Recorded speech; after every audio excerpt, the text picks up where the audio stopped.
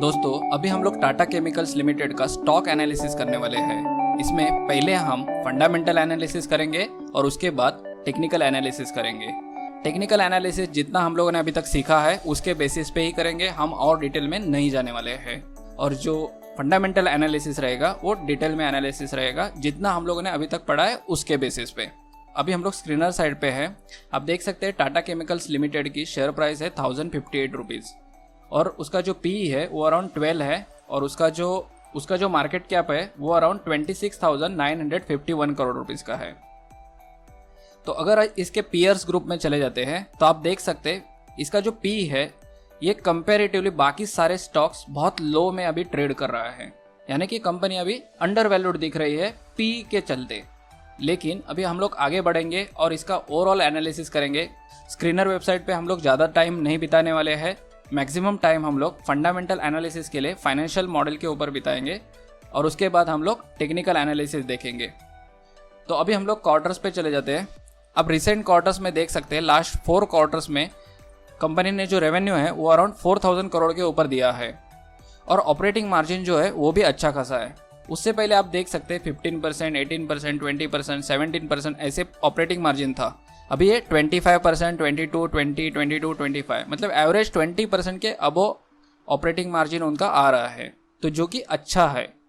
अभी profit and loss statement में आप लोग जाओगे तो आप देख सकते हैं इसका जो रेवेन्यू है वो अराउंड 10,000 करोड़ से बढ़ के 16,000 करोड़ मतलब 70% से ग्रो हुआ है 2 साल के अंदर में। जो नेट प्रॉफिट है वो 436 करोड़ से लेके 2,400 करोड़।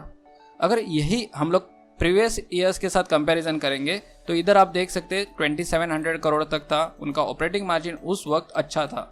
लेकिन उसके बाद लास्ट 4 ईयर्स में उनका ऑपरेटिंग मार्जिन अच्छा नहीं था, लेकिन अभी वो इम्प्रूव होते हुए दिख रहा है। वहीं पे आप इस साल प्रॉफिट ज़्यादा देख रहे हो क्योंकि अदर इनकम का प्रॉफिट है, इसको ज़्यादा कंसिडर मत करना, ये अदर इनकम का प्रॉफिट है। हमें इंपॉर्टेंट क्या होता है कि लास्ट 5 to 6 ईयर्स में कंपनी ने कैसे परफॉर्म किया है। तो आप देख सकते हैं अराउंड 1,500 करोड़ का सेल बढ़ के 1,000 करोड़ से बढ़ के 2,400 करोड़ हुआ है, जो कि अच्छा है। लास्ट 12 मंथ्स में भी अच्छा ही दिख रहा है। तो ओवरऑल कंपनी की ग्रोथ दिख रही है और कंपनी ने अच्छा परफॉर्म किया है, वो हमें इधर से समझ में आता है। अभी हम लोग बैलेंस शीट के ऊपर चले जाते हैं। आप देख सकते हैं कंपनी के पास पहले 1:1 बोरोइंग्स और रिजर्व्स थे, अभी वही कम होके 6,200 करोड़ तक बोरोइंग रही है और लेकिन रिजर्व बहुत अच्छा खासा बढ़ा है। इनके फिक्स असेट भी अच्छे खासे ग्रो होते हुए दिख रहे हैं। इन्होंने अभी कैपिटल वर्किंग प्रोग्रेस में रखा है, जो कि कैपिटल फिक्स असेट में कन्वर्ट होगा और फ्यूचर में यही कैपिटल को यूज़ करके कंपनी और रेवेन्यू अर्न कर सकती है। इसके बाद आप देख सकते हैं इन्वेस्टमेंट कंपनी बढ़ा रही है, 7,400 करोड़ तक गई है, जो कि लास्ट 4-5 ईयर्स में अच्छी खासी बढ़ती हुई दिख रही है। तो ओवरऑल कंपनी बैलेंस शीट पे अच्छी दिख रही है, प्रॉफिट एंड लॉस स्टेटमेंट में अच्छी दिख रही है, इंटरेस्ट भी उनका कंट्रोल में है, तो कंपनी ओवरऑल इधर अच्छी दिख रही है। इसके बाद हम लोग देखते हैं इन्वेस्टर सेक्शन में। इन्वेस्टर सेक्शन में देखो प्रमोटर्स के पास 38% होल्डिंग है, उसके बाद FIS के पास अच्छा खासा होल्डिंग है और उसके बाद DIS के पास भी अच्छा खासा होल्डिंग है और ये थोड़ा सा बढ़ते हुए दिख रहा है इधर। तो ओवरऑल इन्वेस्टर्स के पास भी अच्छा खासा होल्डिंग दिख रहा है। तो अभी हम लोग क्या करेंगे, हमारे फाइनेंशियल मॉडल पे चले जाते हैं। इधर हम लोगों ने शेयर प्राइस ली हुई है 1058, नंबर ऑफ शेयर्स जो है वो 25 करोड़ के है, equity risk premium 8, risk free rate same रखा है, लीवर्ड बीटा चेंज किया है। तो ओवरऑल ये डेटा हम लोगों ने अपडेट करके लिया है। अगर हम लोग इनकम स्टेटमेंट में चले जाते हैं तो कंपनी 20% का ग्रोथ दिखा रही है। हमने यही ग्रोथ कम किया है, 10% किया है और बाद में 12% का कंसिडर किया है फ्यूचर ईयर्स में। ये लास्ट 5 ईयर्स का परफॉर्मेंस है, ये फ्यूचर ईयर्स का परफॉर्मेंस है। तो फ्यूचर ईयर्स में कंपनी टेंटेटिवली कैसे काम कर सकती है वो हम लोग देखने की कोशिश कर रहे हैं और हम लोग टेंटेटिव वैल्यूएशन करने की कोशिश कर रहे हैं शेयर प्राइस के लिए। आप देख सकते हैं अदर इनकम इनका रिड्यूस हो रहा है, जो कि बढ़ेगा क्योंकि उनकी अभी इन्वेस्टमेंट बढ़ी है तो अदर इनकम बढ़ने के चांसेस है, लेकिन हमने तभी भी 0% ही रखा है। टोटल एक्सपेंसेस जो है वो 80% है, ऑपरेटिंग मार्जिन उनका 20% के ऊपर है। अगर 100 माइनस 80 करोगे तो 20% के ऊपर दिखेगा। तो हम लोगों ने वही कंसिडर किया है। लास्ट ईयर में उनका ऑपरेटिंग मार्जिन अच्छा इंप्रूव हुआ था, जो कि हम लोगों ने उसके नेक्स्ट 3 ईयर्स के लिए कंसिडर किया है। फाइनेंस कॉस्ट उनका वही कंसिडर किया हम लोगों ने। डिप्रिसिएशन अराउंड 5% है, वो कि अच्छा डिप्रिसिएशन हो रहा है। मतलब बहुत ज़्यादा डिप्रिशिएट नहीं कर रहे हैं असेट्स, तो ये भी अच्छा है। उसके बाद हम लोग बैलेंस शीट के ऊपर चले जाते हैं। इधर थोड़ा वर्किंग कैपिटल में इशू दिख रहा है, कैश कन्वर्जन साइकिल जो है वो ज़्यादा दिख रहा है। पेएबल आप देख सकते हैं 61 डेज के है और रिसीवेबल 55 और इन्वेंट्री 60, तो मेजॉरिटी ये खुद इन्वेस्टमेंट कर रहे हैं वर्किंग कैपिटल में। उसके बाद आप देख सकते हैं टोटल करंट असेट इतने बढ़ नहीं रहे, वही हम लोगों ने कंसिडर किया है। फिक्स असेट जो बढ़ रहे हैं वो हम लोगों ने सेम रखे हैं। उसके बाद नॉन करंट असेट जो है वो हम लोगों ने 5%, बाद में 7.5% कंसिडर किया है। उसके बाद वो लोग अपने पास एवरेज 1200 करोड़ की कैश रख रहे हैं, वही हम लोगों ने मेंटेन की है। और उनका जो लोन है उनके बैलेंस शीट के ऊपर दिख रहा है उसको रिपे करने की कोशिश की है। अभी ये टेंटेटिव है, वो लोग और कुछ अलग प्लान कर सकते हैं, लेकिन हम लोगों ने बेस्ट केस में लोन रिपे करने की कोशिश की है। उसके बाद करंट लायबिलिटीज़ कम हो रही है, जो कि हम लोगों ने 0% कंसिडर किया है। नॉन करंट लायबिलिटीज जो है बढ़ रही है, वही हम लोगों ने कंसिडर की है। तो ओवरऑल बैलेंस शीट और इनकम स्टेटमेंट अजम्पशंस के लिए बहुत ईजी हो गए हैं और हम लोगों ने इसका अजम्पशंस किया है। अभी हम लोग क्या करेंगे, इनकम स्टेटमेंट देख लेते हैं। कंपनी का जो टोटल रेवेन्यू है 10,700 करोड़ से बढ़ के 17,000 करोड़ का हो गया था लास्ट 5 ईयर्स में। वही 17,000 करोड़ का रेवेन्यू है वो आपको बढ़ते हुए 28,000 करोड़ तक जाते हुए दिख रहा है हमारे अजम्पशंस में। उसके बाद उनका जो प्रॉफिट है आप देख सकते हैं 1100 करोड़ से बढ़ के डायरेक्ट 2300 करोड़ तक गया, मतलब डबल हुआ है प्रॉफिट, जो कि हम लोगों ने भी इधर कंसिडर करते हुए डबल ही कंसिडर किया है, जो कि 4,500 करोड़ होते हुए दिख रहा है। और उनके ओवरऑल जो ऑपरेशंस है या फिर उनकी इन्वेस्टमेंट्स देख रहे हैं, तो ओवरऑल सारी चीज़ों को ध्यान में रखते हुए हम लोग ये नंबर कंसिडर कर रहे हैं कि ये अचीव हो सकता है। उसके बाद कंपनी शेयर डिविडेंड पे कर रही, वो भी आप कंसिडर करो कि अगले 5 ईयर्स तक वो डिविडेंड मिलने के चांसेस है, क्योंकि कंपनी अच्छा प्रॉफिट कमा रही है। बैलेंस शीट पे चले जाते हैं तो अराउंड 35,000 करोड़ की बैलेंस शीट है, 27,000 करोड़ से बढ़ के 35 की हुई है। हम कंसिडर कर रहे हैं कि और बढ़ेगी और अराउंड 48,000 करोड़ तक जा सकती है। उसके बाद कैश फ्लो देखने की ज़रूरत नहीं हमें, वैल्यूएशन पे आ जाते हैं। आप वैल्यूएशन पे देखोगे तो शेयर प्राइस 25% से अंडर वैल्यूड दिख रही है और 25% से बढ़ सकती है, ये हमारा अजम्पशन मॉडल दिखा रहा है और ओवरऑल वैल्यूएशन मॉडल दिखा रहा है। तो आप इसमें देख सकते हैं कंपनी कैश कमा रही है और वही हम लोगों का जो वैल्यूएशन है इक्विटी वैल्यूएशन, उसके हिसाब से ओवरऑल जो कंपनी का अपसाइड है वो 25% दिख रहा है। तो कंपनी अच्छे लेवल पे खड़ी है और अच्छे लेवल से आगे बढ़ सकती है, वो हमें हमारे वैल्यूएशन मॉडल से समझ में आता है। उसके बाद हम लोग रेशो एनालिसिस में चले जाते हैं। डेब्ट टू इक्विटी बिलो 1 है और बिलो 0.5 है एक्चुअली, तो ये बहुत ही अच्छा है और उनका आगे जो है डेब्ट टू इक्विटी और इम्प्रूव होने के चांसेस दिख रहे हैं। उसके साथ साथ इंटरेस्ट कवरेज रेशो अबव 4 होना चाहिए, जो कि है कंपनी का ऑलरेडी, और ये अच्छा खासा इंप्रूव होते हुए दिखेगा क्योंकि लोन आगे जाकर कम हो जाएगा कंपनी के बैलेंस शीट के ऊपर से। तो ये ओवरऑल सारे रेशोज अच्छे हो जाएंगे। फाइनेंशियल रिस्क रेशोज के बारे में बात करें तो उसके बाद कैश कन्वर्जन साइकिल अगर उनका कंपैरेटिवली 5 ईयर्स का देखेंगे तो अभी उन्होंने ये इंप्रूव किया हुआ दिखता है, जो कि और इंप्रूव होना बहुत ज़रूरी है, जिससे वर्किंग कैपिटल में कंपनी को इन्वेस्टमेंट करने की ज़रूरत नहीं होगी, जिससे वो ज़्यादा फ्री कैश फ्लो जनरेट कर पाएंगे और उसका आपको डायरेक्ट इम्पैक्ट शेयर प्राइस के ऊपर दिखेगा और ओवरऑल शेयर प्राइस बढ़ते हुए दिखेगी। उसके बाद जो फ्री कैश फ्लो पर शेयर है वो 54 रुपीज़ का दिखा रहा है रिसेंट ईयर्स में, वही आप बढ़ते हुए दिखेंगे तो 55 से 100 रुपीज़ तक जाते हुए दिख रहा है, जो कि अच्छा है हमारे लिए।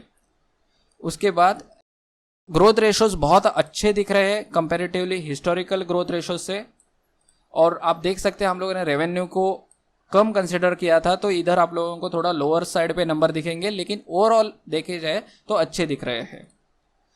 रिटर्न ऑन कैपिटल इन्वेस्टमेंट 12% है, जो कि इम्प्रूव हुआ है, 7% से इम्प्रूव होकर 12% हुआ है और वो 12% का इम्प्रूव होकर आगे जाके 15% तक जाते हुए दिख रहा है, जो कि बहुत ही अच्छा है और हमारे लिए ये बेनिफिशियल हो जाएगा। अगर हम लोग शेयर प्राइस देखें तो लास्ट 2 ईयर्स से शेयर प्राइस बढ़ी नहीं है, वही रेंज में चल रही है।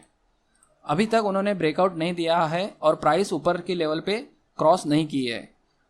लास्ट 5 ईयर्स में शेयर प्राइस ट्रिपल हुई है, यानी कि 250 रुपीज़ से 260 रुपीज़ से 1058 रुपीज़ तक चली गई, यानी 4 टाइम हुई है।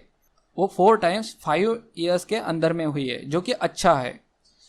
अब ओवरऑल अगर पी रेशो देखेंगे तो कंपनी ने 13 का ही पी रेशो दिया है, बीच में इधर 25 तक बढ़ा हुआ था, उसके बाद 12, जो कि उसके पीयर ग्रुप से लोअर वैल्यूड में ही कंपनी कंटिन्यूसली ट्रेड करते हुए दिखी है, जो कि फ्यूचर में बढ़ सकता है पी रेशो और अच्छा वैल्यूएशन दे सकती है कंपनी। उसके बाद आप देख सकते हैं इधर कंपनी जो 25% का ग्रोथ हम लोगों को उधर से मिल रहा है, वही हम लोग इधर 25% का ही कंसिडर कर रहे हैं, क्योंकि वही दिख रहा है हमें वैल्यूएशन के हिसाब से। उसके बाद 200% का गेन दिख रहा है, जो कि अराउंड 4,000 रुपीज़ शेयर प्राइस जा सकती है, और उसके बाद वापस वही मेंटेन हो जाएगी शेयर प्राइस, और अराउंड 3,000 तक क्लोजिंग दिख रही है नेक्स्ट 5 ईयर्स की। यानी कि शेयर प्राइस 1,000 रुपीज़ से बढ़ के 3,000 रुपीज़ तक जाते हुए दिखेगा, बीच के कुछ ईयर्स के लिए 4,000 रुपीज़ तक भी जाते हुए दिख सकता है, और इससे आगे भी जा सकता है नो डाउट। अगर अच्छा परफॉर्म किया कंपनी ने तो और आगे जाएगा। तो ये ओवरऑल हम लोगों को वैल्यूएशन से समझ में आ रहा है। उसके बाद हम लोग क्या करेंगे, अभी इन नंबर्स को हम लोग हमारे जो हम लोगों ने स्टॉक पोर्टफोलियो बनाया है, हम लोगों ने इंडिगो का वैल्यूएशन किया था, उसके बाद बायोकॉन का किया, अभी हम लोग टाटा केमिकल्स का कर रहे हैं। इसमें हम लोग देखते हैं तो अगर 40% से अगर हम लोगों को रिटर्न देना है कंपनी ने, तो हमारी शेयर प्राइस जो है वो अराउंड 5,600 रुपीज़ जाना ज़रूरी है। 4,000 रुपीज़ जाते हुए दिख रही है, 5,000 डिफिकल्ट लग रही है, तो हम लोग इधर लिखेंगे पॉसिबल नेक्स्ट 4 ईयर्स के लिए, और इधर लिखेंगे क्रिटिकल। तो ओवरऑल 4 ईयर्स का टारगेट जो है वो अचीव होते हुए दिख रहा है 40% के हिसाब से, 20% तो इजीली अचीव हो रहा है। वैसा हम लोगों को इधर से एनालिसिस के थ्रू समझ में आ रहा है। तो हम लोग क्या देखते हैं, 40% तो मिनिमम रिटर्न आना चाहिए, तभी हमारा 20% कन्फर्म हो जाता है अगर 40% आ रहा है तो, और 25-30% भी कन्फर्म हो जाता है अगर 40% रिटर्न आएगा तो। इससे ज़्यादा रिटर्न आएगा तो हमारे लिए अच्छा है। जैसे कि हम लोग हमारे मॉडल में वापस जाएंगे और देखेंगे तो आप देख सकते हैं इधर 4,000 रुपीज़ 2025 में अचीव करते हुए दिख रहा है, जो कि अगर 2025 में अचीव करती हुई प्राइस तो हमारे लिए बहुत ही अच्छा रिटर्न होगा। अभी हम लोग इसके टेक्निकल्स देख लेते हैं। तो टाटा केमिकल्स के स्टॉक के चार्ट के ऊपर हम लोग चले जाते हैं। आप देख सकते हैं शेयर प्राइस जो है लास्ट 2 ईयर से बढ़ी नहीं है, यानी कि आप अगर देखेंगे इधर से हाई से अभी जो क्लोजिंग हुआ है उसके पास, तो 700 डेज में शेयर प्राइस ने अपना ब्रेकआउट नहीं दिया है, जो कि बहुत साल से पेंडिंग है। शेयर प्राइस किधर से बढ़ी थी वो हम लोग एक बार देख लेते हैं। इस लेवल से बढ़ती हुई दिख रही थी, इधर से तो आई थी इधर तक, और इधर से ब्रेकआउट दिया था, तो इसके बाद हम लोग ब्रेकआउट प्राइस ही लेंगे। और आप देख सकते हैं इधर से जो सबसे ऊपर गई कंपनी का शेयर प्राइस, वापस हम लोगों को लेना होगा, वो अराउंड इधर तक गई थी 333 डेज में, यानी कि 1 साल के अंदर में कंपनी ने 254% रिटर्न दिया था। सेम हम लोग रिटर्न जो कंसिडर कर रहे हैं 200%, हम लोग कुछ अलग एक्सपेक्ट नहीं कर रहे हैं, जो हमें दिख रहा है वैल्यूएशन के हिसाब से वही एक्सपेक्ट कर रहे हैं। अगर ये नहीं मिलता है 25-40% मिलता है तो भी खुश है, कोई प्रॉब्लम नहीं है, लेकिन ओवरऑल कंपनी अच्छी दिख रही है। ये हम लोग सजेशन के लिए नहीं कर रहे हैं, आप लोगों को पता रहेगा, हम लोग सीख रहे हैं मॉडल कैसे बनाए जाते हैं, और हम लोग समझ रहे हैं किस तरह से स्टॉक का एनालिसिस करना ज़रूरी होता है। और एक चीज़ ऐड करना चाहूँगा, इसमें आप देखो अगर स्टॉक वापस से नीचे आ जाता है तो कौन से लेवल पे आ सकता है, अराउंड 835 की लेवल अगर ये ब्रेक होती है तो अराउंड 700 रुपीज़ की लेवल। अगर शेयर प्राइस इधर से ब्रेक होती है और नीचे आती है तो अराउंड 20% नीचे आएगी। अगर शेयर 20% या 30% नीचे आता है तो हमारे पास अपॉर्चुनिटी होती है कि हम उसमें और उतने ही पैसे डालें जितने हम लोगों ने अभी इन्वेस्ट किए होते हैं, जिससे हमें एक अच्छी एवरेज प्राइस मिलती है। अब बीच में किधर एवरेज नहीं कर सकते शेयर को, 10% पे एवरेज करना या 15% पे एवरेज करना यह अच्छी बात नहीं होती है। हमें अगर वो शेयर 20% 30% के बीच में मिल रहा है तो हम उसमें एवरेज कर सकते हैं, नहीं तो आप वेट करो ब्रेकआउट के लिए, और ब्रेकआउट के बाद आप इन्वेस्टमेंट वापस से कर सकते हो। तो ये ओवरऑल हम लोगों को समझ में आता है इस एनालिसिस के थ्रू। अगर आपको पता रहेगा, हम लोगों ने एक मुद्राओं में स्टॉक का वैल्यू इन्वेस्टिंग के लिए एक वीडियो अपलोड किया था स्टॉक मार्केट पे, ये अराउंड 2.5 आवर्स का है। आपको अगर किसी को सीखना है तो अगर आप 2.5 घंटा बैठ सकते हो, अराउंड ये 3 आवर्स का हो जाएगा। अगर 3 आवर्स बैठ सकते हो एक साथ तो इसको कंप्लीट करो। उस वीडियो में हम लोगों ने टेक्निकल एनालिसिस को थोड़ा बहुत कवर किया है, तो आपको थोड़ी बहुत आइडिया आ जाएगी टेक्निकल एनालिसिस रिलेटेड, और कैसे हम लोग जब फंडामेंटली कोई स्टॉक को देखते हैं और उसके बाद टेक्निकली देखना क्यों इंपॉर्टेंट होता है वो भी आपको उससे समझ में आएगा। और इसमें बहुत सारी चीज़ें आपको समझ में आएगी जो इस वीडियो में आपको दिखेगी। तो ओवरऑल अभी हम लोग उसी मॉडल पे वापस आ जाते हैं। आप देख सकते हैं शेयर होल्डिंग में प्रमोटर्स जो है उनकी होल्डिंग 38% है, उसमें से टाटा सन्स यानी कि टाटा कंपनी की शेयर होल्डिंग 32% है। FIS ने 14.47% और DIS ने 19.91% इन्वेस्टमेंट किया है।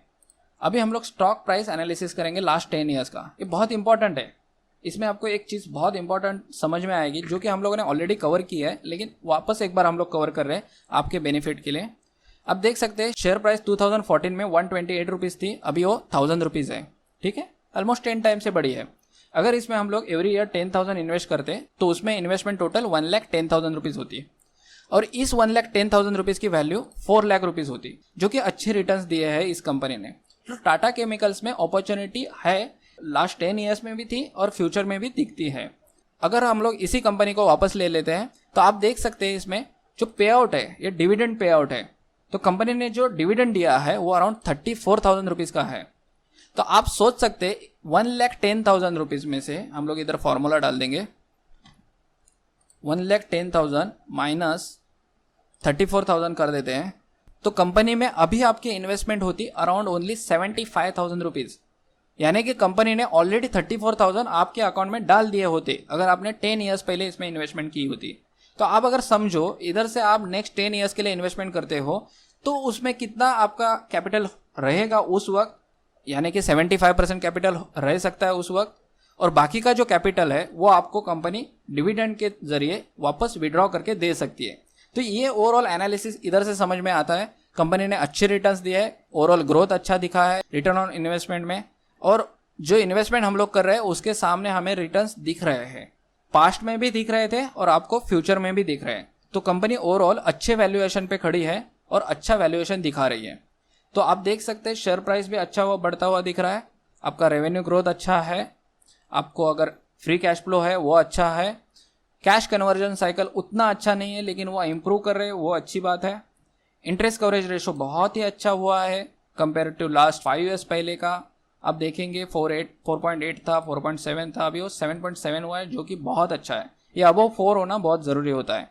उसके बाद डेब्ट टू इक्विटी रेशो जो है बहुत ही अच्छे लेवल पे खड़ा है, वैल्यूएशन भी अच्छा है, बैलेंस शीट आपको अच्छी दिख रही है, इनकम स्टेटमेंट में भी अच्छा ग्रोथ दिख रहा है। तो ओवरऑल इस हिसाब से ये कंपनी बहुत ही अट्रैक्टिव लेवल पे मिल रही है।